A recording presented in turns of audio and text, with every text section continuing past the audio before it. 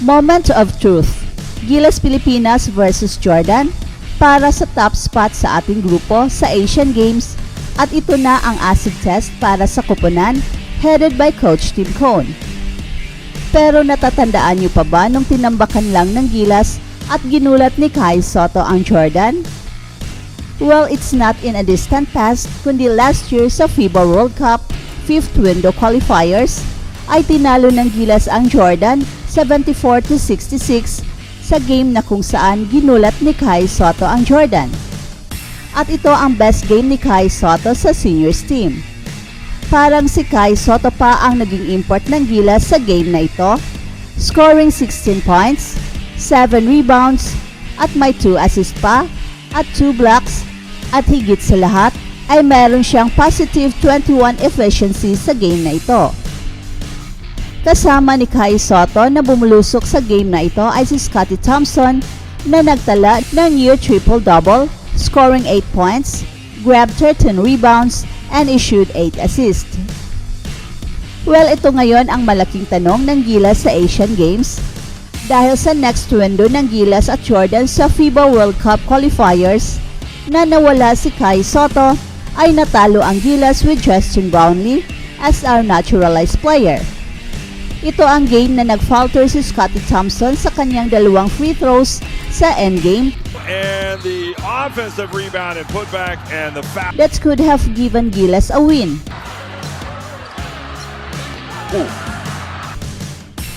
Fast forward sa tapatang Gilas versus Jordan para sa top spot sa ating groupings at inaabangan na ang muling pagtatapat ni na Justin Brownlee at Rondae Hollis Jefferson.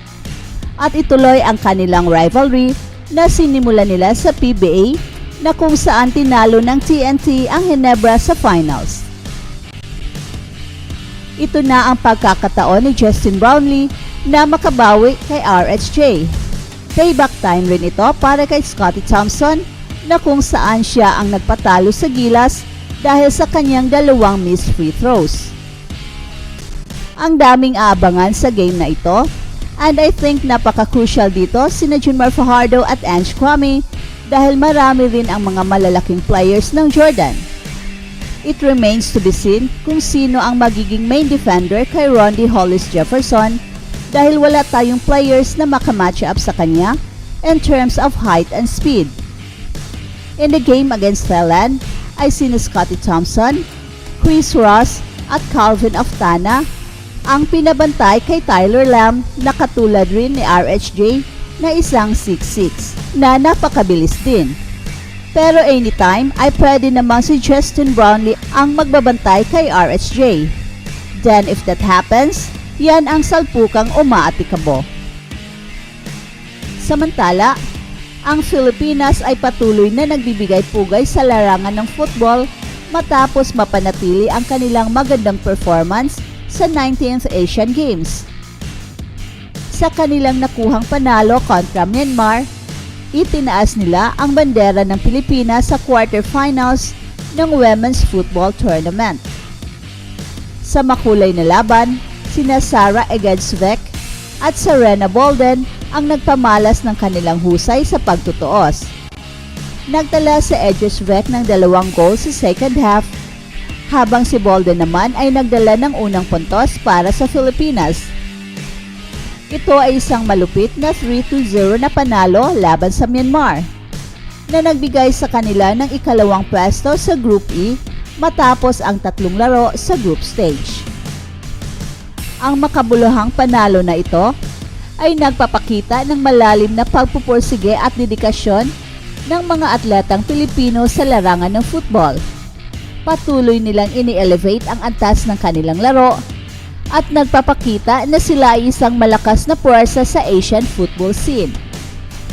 Bilang mga pambansang atleta, ang kanilang tagumpay ay nagbibigay inspirasyon sa mga kababayan natin na mangarap at magsumikap na maabot ang kanilang mga pangarap. Ang Asian Games ay isang pagkakataon para sa mga atletang Pilipino na ipakita ang kanilang kahusayan sa buong Asia. At patuloy silang nagdadala ng karangalan sa ating bansa sa bawat laro na kanilang nilalaban.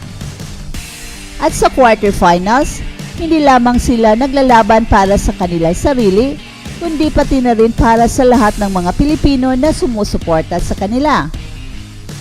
Ang tagumpay ng mga atletang Pinoy ay tagumpay ng buong bansa at ang kanilang pang-apat na quarterfinals ay isang makasaysayang achievement sa kasaysayan ng Philippine basketball.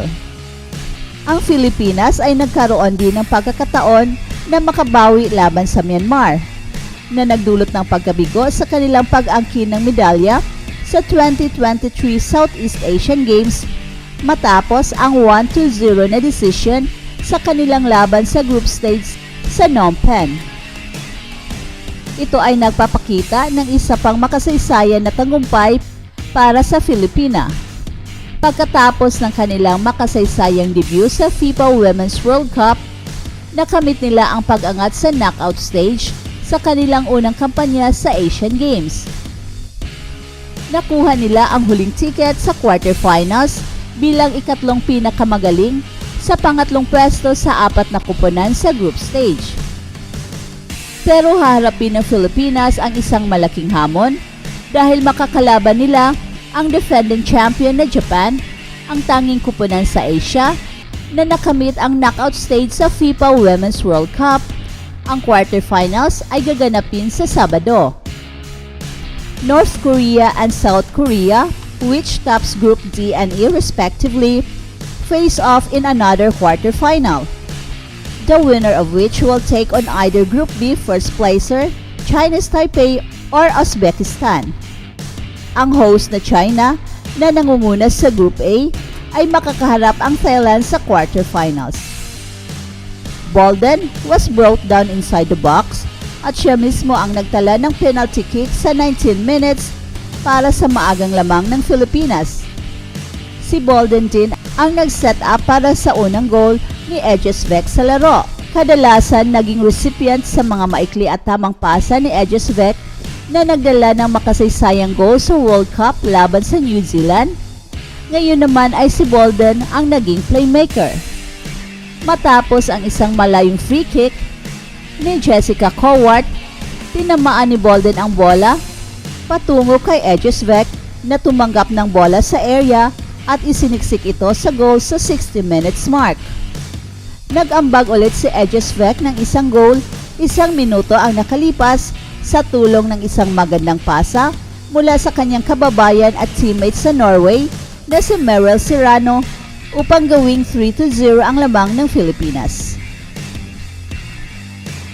That's it for now, guys. Pero bago kami magtatapos, ay huwag kalimutan na huwag magpahuli sa mga pinakabago mga kwento at balita ng kasiyahan at tagumpay. Bahala na ang mga marites dyan. Basta kami ay handang maghatid ng tunay na inspirasyon sa mundo ng sports.